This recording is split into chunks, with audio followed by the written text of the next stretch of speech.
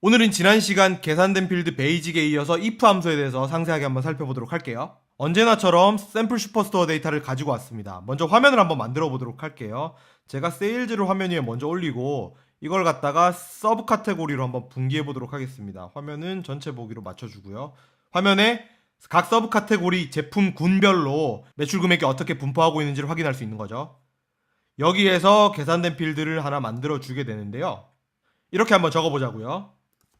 if sum sales가 크거나 같을 때 10만 then 점 하나 찍고 high else low 그리고 end. 오른쪽에 설명은 닫아주고 제가 여러분들이 좀 잘 보이실 수 있도록 창을 좀 조절하도록 하겠습니다. 네. 가장 기본적인 형태의 if 함수입니다. 해석을 하는 건 전혀 어렵지 않아요. 화면에서 집계된 세일즈가 10만보다 클 경우에는 하이라고 명칭을 부여하고 그렇지 않을 경우에는 로우라고 주고 싶어요. 제가 제목을 하이, 로우, 세일즈 이렇게 두도록 하겠습니다. 그래서 확인을 눌러준 이후에 하나 생긴 거를 색상으로 올려주게 되면은 보시는 바와 같이 하이 세일즈와 로우 세일즈로 카테고리가 분류가 되는 것이죠. 이게 if 함수의 가장 기본적인 문법입니다. 다시 한번 살펴볼게요. 우클릭을 하시고 편집으로 들어가게 되면은 if를 먼저 써주시고 원하는 조건을 넣어주시고요. then을 써주시고 원하는 조건이 만족되었을 때 어떤 값을 줄지, else를 써주시고 그 조건이 만족되지 못했을 경우에 어떤 값을 줄지 하시고 마지막에 end로 닫아주시면 됩니다. 여기 있는 계산된 필드를 조금만 변형시켜 줘 보자고요. 우선 얘를 지우지 마시고요. 앞에 이렇게 슬래시 두 개를 주게 되면 주석 처리가 돼서 실제 여기 있는 함수가 적용되지 않게 됩니다. 그리고 밑에 새로운 것들을 쓸 수 있게 되는 거죠. 엔터를 쳐주시고 이번에는 제가 복사를 해볼게요. 똑같이 써주시되 마지막에 else 부분을 한번 빼보도록 하겠습니다. 그죠? then high 그리고 else 뭐 이렇게 쓰지 않고 high 이후에 바로 end를 적었어요. 그리고 나서 제가 화면을 적용을 눌러보면은 화면에 보시는 바와 같이 조건을 만족하는 경우에는 하이로 표시가 되고 있고요. 지금 주황색 막대 그래프가 보이시죠? 그리고 조건을 만족하지 않을 때에는 모든 값이 null 값으로 처리가 됩니다.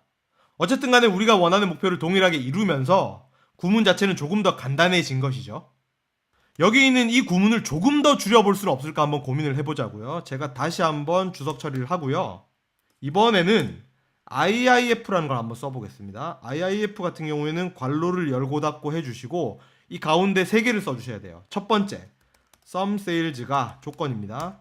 10만보다 크거나 같을 때에는 컴마를 찍어주시고 똑같습니다. high 그 다음에 컴마를 찍어주시고 low를 적어주시면은 번거롭게 then이나 else 같은 것들을 쓰지 않고도 동일한 결과를 만들어낼 수 있어요. 여기서 제가 적용을 한번 눌러보게 되면은 역시 서브 카테고리별 합계 매출이 하이와 로우로 분리되고 있는 것을 확인할 수 있는 거죠. 여기 있는 이 산식을 더 줄여볼 수 있는 여지는 없을까요? 주석 처리를 해주시고요. 그냥 이렇게 한번 적어볼게요. 아까 적었던 걸 제가 그대로 복사를 해와서 얘를 갖다가 제가 그대로 그냥 써보도록 하겠습니다.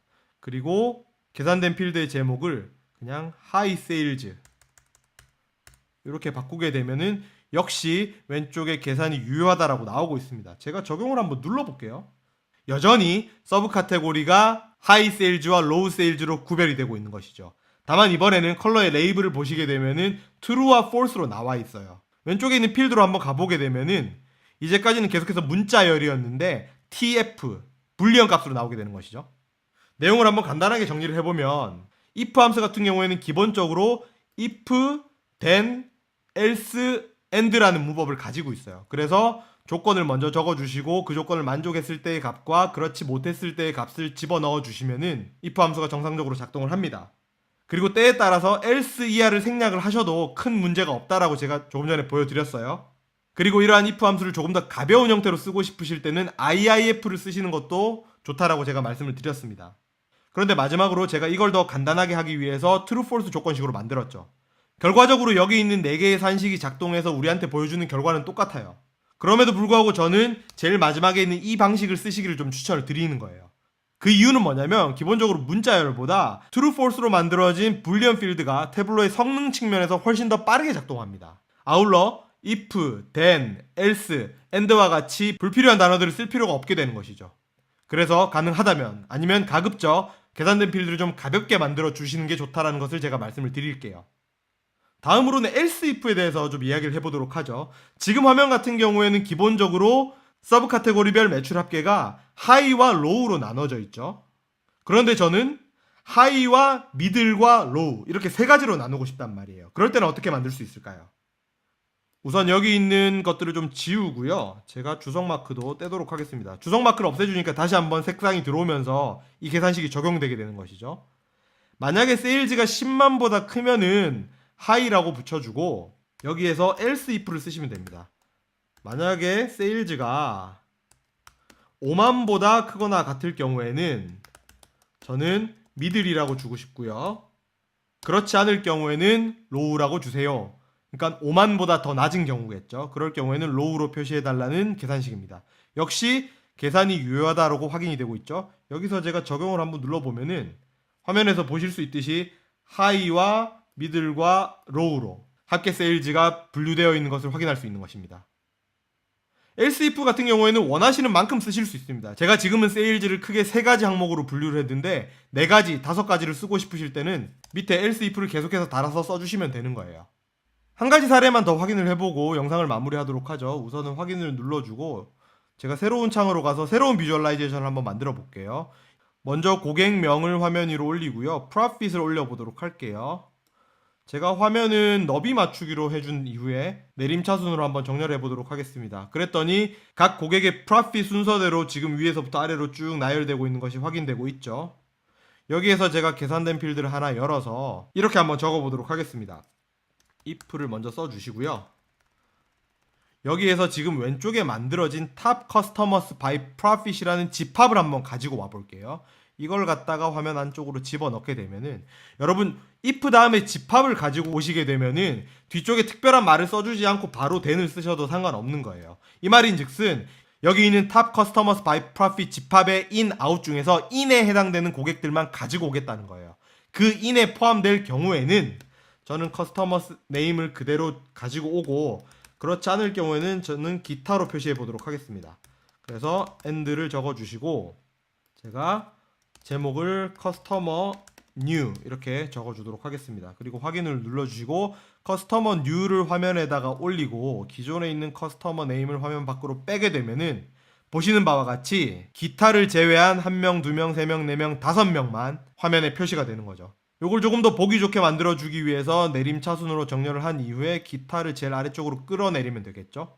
지금 5명만 나오고 있는 이유는 뭐예요? 여기 있는 탑 커스터머즈 매개 변수가 아마 5명으로만 설정이 돼 있어서 그럴 거예요. 이거를 갖다가 오른쪽으로 늘려주고 더 늘려주고 더 늘려주게 되면은 여기에 해당되는 숫자만큼 화면에 표시되겠죠. 다시 한번 정리해보면 이 필드로 돌아가서 편집을 누르고 집합이나 아니면 true, false 같은 경우에는 이런 식으로 별도의 멘트 없이 해당되는 필드만 집어넣어 주게 돼도 then 이하의 구문들을 사용하실 수 있습니다. 좀 더 편리하게 if 함수를 쓰실 수 있는 거죠.